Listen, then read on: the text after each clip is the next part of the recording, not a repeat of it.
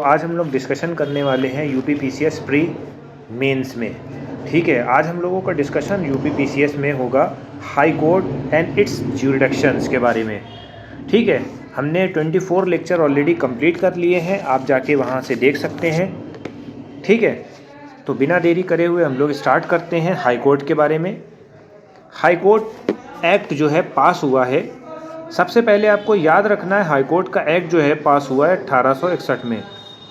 Not only provided establishment of the High Court in the place of Supreme Court, Calcutta, Madras, Bombay, but also allowed for the establishment of the literary patient and other place in the British Queen Territory। तो आपको ये point आपको mention करना पड़ेगा कि जो high court का जो एक्ट आया है सबसे पहले 1861 में आया है। ठीक है, जो इससे पहले सुप्रीम कोर्ट थे कैलकाटा, मद्रास, बॉम्बे, ठीक है, इन्होंने एस्टेब्लिशमेंट को अपॉइंटमेंट दे दिया था। It is also provide establishment court, no other high court has jurisdiction. ठीक है, इससे पहले भी हाई कोर्ट में कोई ज्यूरिडिक्शन नहीं था। इन 1866 high court for the north western provinces establish in Agra.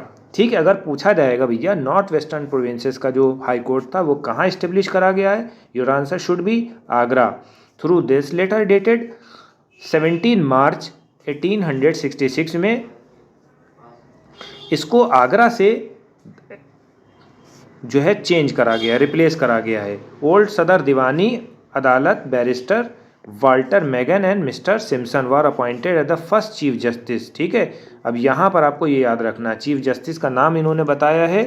ठीक है, पहले चीफ जस्टिस और पहले रजिस्ट्रार हैं। ठीक है, बैरिस्टर वाल्टर पूछा जाएगा भैया बैरिस्टर वाल्टर कौन है, तो फर्स्ट चीफ जस्टिस हैं, और रजिस्ट्रार कौन है, वो मिस्टर सिम्पसन है। ये थोड़ा सा ऊपर नीचे हो गया, देख लेना। ठीक है, ये याद रखना। आप high court of north western territory पूछा जाएगा भैया नॉर्थ वेस्टर्न टेरिटरी के सबसे पहले जज बताओ, तो your answer should B barrister sir Walter Morgan and mister Simpson. Mister Simpson कौन है, ये रजिस्ट्रार हैं। तो ये बातें आपको क्लियर हो जानी चाहिए, I think so. Location of high court north western provinces were later shifted to Agra Allahabad in 1869। अब हम लोकेशन की बात करते हैं। ठीक है, लोकेशन जो है आगरा से इलाहाबाद शिफ्ट करी गई।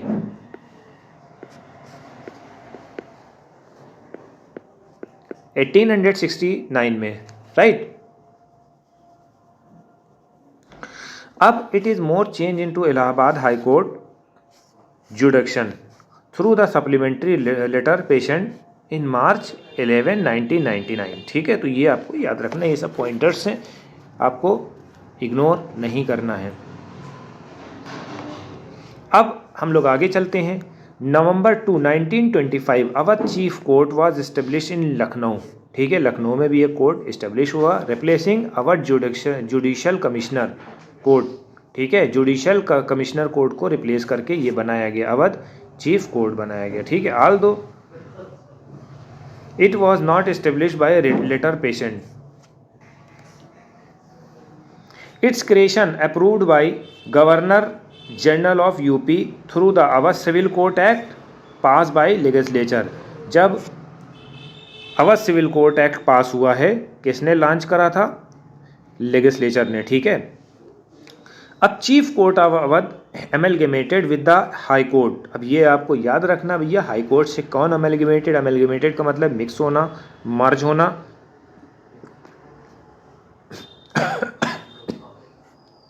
Sorry, high court amalgamated order 1948, new high court जुडिक्शन both amalgamated court. ठीक है, यानी कि अवध का और इलाहाबाद का जो हाई कोर्ट है वो एमलगेमेट कर गया। ठीक है, गॉट इट, ये आपको याद रखना है।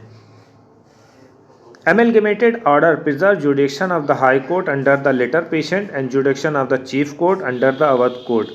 इन July 1949 amalgamated order was passed.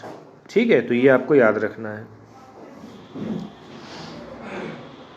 Transfer of power certain Indian to specify schedule 3 में पावर जो है दी गई है, चेंज करी गई है शेड्यूल 3 में, which were the previously vested dominion government.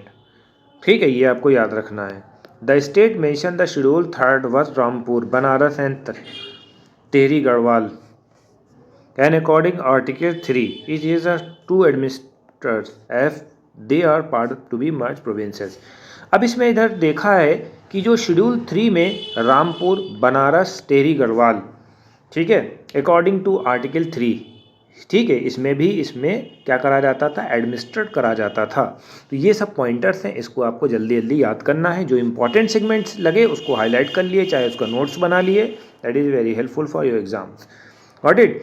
अब इसमें इन्होंने बताया है कि फर्स्ट रिपब्लिक डे सेलिब्रेशन जनवरी 2026 1950 में implement of the constitution granted the Allahabad high court jurisdiction over the entire area of UP. ठीक है, 26 जनवरी 1950 में जब रिपब्लिक डे हुआ उसके बाद पूरे इलाहाबाद को ग्रांट कर दिया गया, इलाहाबाद हाई कोर्ट को जुरिडिक्शन कर दिया गया यूपी का। ठीक है, तो ये चीज़ आपको याद रखना है। अब क्या हुआ आगे, Uttar Pradesh reorganisation act, the state of Uttaranchal में भी, ठीक है, यूपी को बाइफरकेट करा गया, ठीक है, एक उत्तरांचल बना दिया गया, एक यूपी बना दिया गया।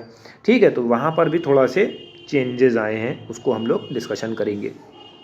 अकॉर्डिंग टू सेक्शन 35 में this act jurisdiction of Allahabad extended, ठीक है, to 13 district within the territory of Uttaranchal.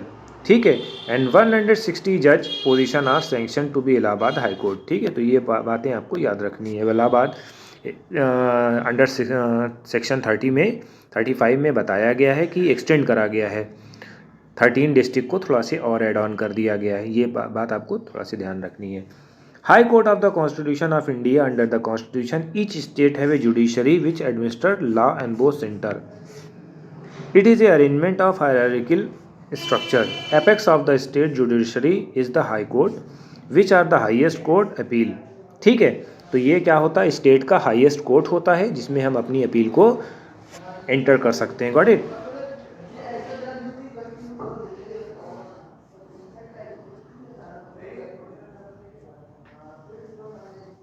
High court can record the can punish it attempt. ठीक है, ये सब थोड़ी सी थ्योरेटिकल दिया हुआ है। अब हम लोग क्वालिफिकेशन देखना चाहते हैं। क्वालिफिकेशन के लिए एक अलग कॉलम्स बना लेते हैं। क्वालिफिकेशन में क्या होता है, जज, ठीक है, हाई कोर्ट के जज के लिए क्या होना चाहिए बेटा, सिटीज़न ऑफ इंडिया। सबसे पहला जो क्राइटेरिया होता है भैया, सिटीज़न ऑफ इंडिया होना चाहिए बेटा। ठीक है, 10 साल का आपको एक्सपीरियंस होना चाहिए जुडिशल पोस्ट पर। 10 ईयर का एक्सपीरियंस होना चाहिए किसमें, जुडिशल पोस्ट पर। ठीक है, जुडिशल पोस्ट पे 10 साल का आपको प्रैक्टिस होना चाहिए, एक्सपीरियंस होना चाहिए। गॉट इट, ये आपको याद रखना चाहिए। टेन्योर की बात करते हैं। टेन्योर में क्या होना चाहिए बेटा, टेन्योर में ये होना चाहिए बेटा, जो जज होते हैं उनकी एज 62 होना चाहिए। ठीक है, 62 पे जज जो है रिटायर हो जाना चाहिए। ठीक है, ये आपको याद रखना है। या कहीं इम्पीचमेंट हो गया तो वहाँ से आपको एलिमिनेट कर दिया जाएगा। ठीक है, अब अगर पूछा जाएगा प्रेसिडेंट कैन ट्रांसफ़र ए जज from high court to another high court consultation with chief justice. अब जो जज होता है इसका जो ट्रांसफ़र होगा, ठीक है, किसके बिहाफ पे होगा, वो प्रेसिडेंट करेगा। किसके कंसल्टेंट से, चीफ जस्टिस ऑफ इंडिया के कंसल्टेंट से। ये आपको याद रखना है, ये सब पॉइंटर्स हैं, ये आपको तैयार करना है। ठीक है बेटा। दूसरा आपको पॉइंट दिया जाता है, no disadvantage can be change allowance leave pension of high court after appointment.